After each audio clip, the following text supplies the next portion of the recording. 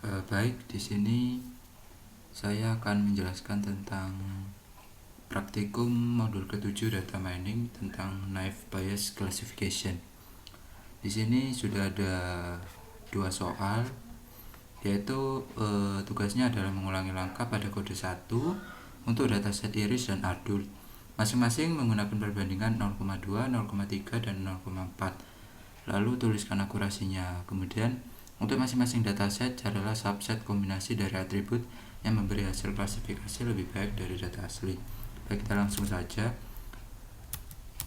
Di sini saya satu persatu dulu. Yang pertama iris, saya cari akurasinya, lalu dicari kombinasinya itu, lalu baru yang kedua menyusul adultnya. Baik, pertama di sini kita mengimport library yang diperlukan seperti NumPy, Pandas, dan sklearn. Lalu dari from sklearn.model selection import trend test split untuk mengukur tesnya nanti, dan import akurasi score untuk menghitung akurasinya. Oke, min-max color ini harusnya nggak usah sih. Kita run, lalu kita upload file-file yang diperlukan. Ini ada adult dan iris. Baik, yang pertama seperti biasa kita buat variabel yang isinya membaca iris.csv, lalu kita print, dan hasilnya seperti biasa sepaleng, sepaluit. Nah, lalu di sini kita membuat suatu codingan di mana kita membuang kolom variety-nya df.drop, dan dari ketika sudah dibuang tadi dimuat dalam variabel iris target, lalu iris targetnya di print sehingga hasilnya hanya kolom variety-nya saja. Lalu kita buat variabel yang namanya dummies. Dummies ini fungsinya untuk mengubah data yang berupa string diubah menjadi angka supaya bisa diproses. Kita run sehingga hasilnya angka seperti ini. Lalu kita cek apakah dari data-data itu ada yang kosong atau enggak. Nah, kita run dan ternyata semuanya ada objeknya. Lalu kita lanjut ke perumusannya. From sklearn.naive Bayes import Gaussian NB. Lalu kita buat saya di sini membuat sebuah fungsi di mana xtrend, xtest, ytrend, ytest-nya sama dengan trend test split data iris target size, data, iris target, test size. Nah, di sini ada model sama dengan Gaussian NB untuk memanggil Gaussiannya ini. Lalu kita fitkan model.fit xtrend, ytrend. Lalu di sini saya membuat variabel akurasi untuk membuat prediksi akurasinya. Nah, di sini di print satu persatu yang 0,2 berapa, 0,3 berapa, dan 0,4 berapa. Di sini didapatkan yang 0,2 0,966, yang 0,3 0,97, dan 0,4 0,96. Lalu tadi di soalnya mencari subset kombinasi dari atribut yang memberi hasil klasifikasi lebih baik.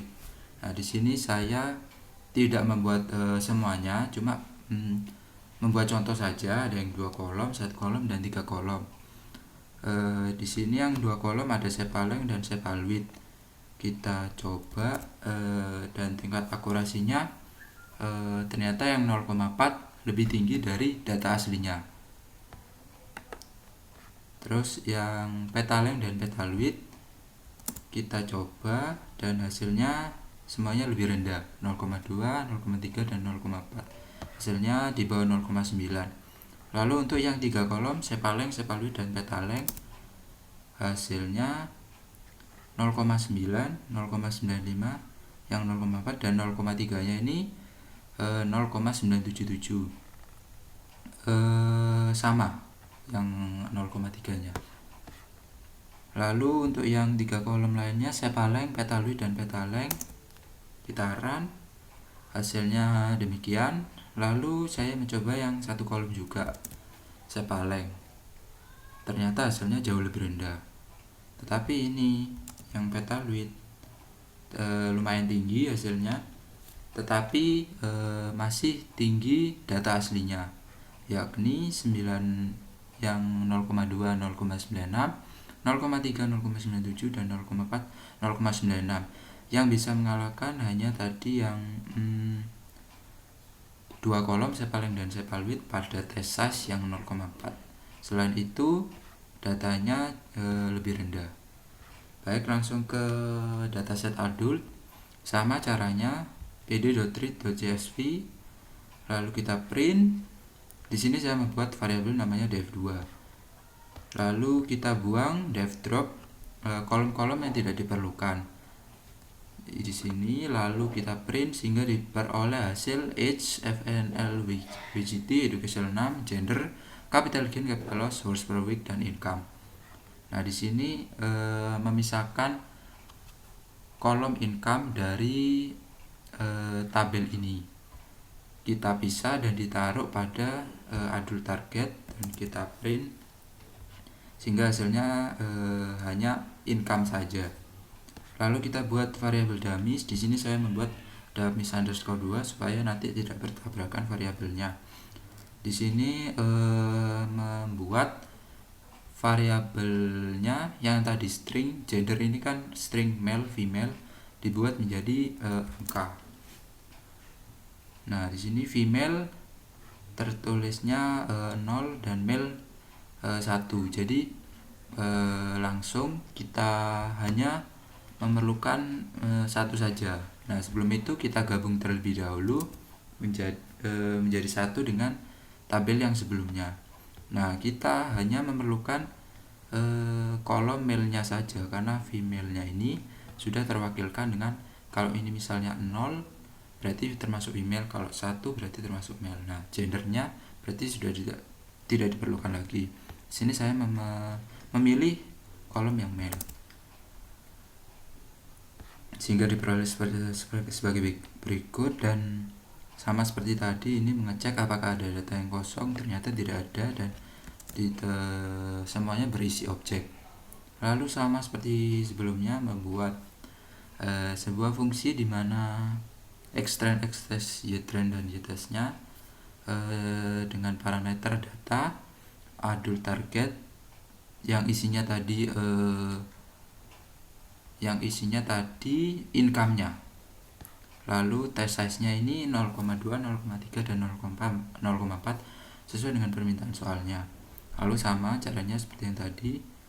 Lalu setelah di print diperoleh hasil yang 0,2 0,796 sekian, 0,3-nya 0,8 dan 0,4-nya 0,795.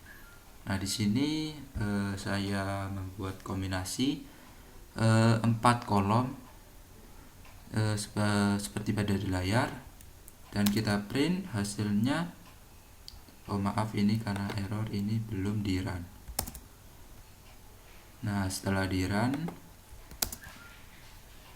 nah maka hasilnya ternyata di bawah pada data aslinya 0,792.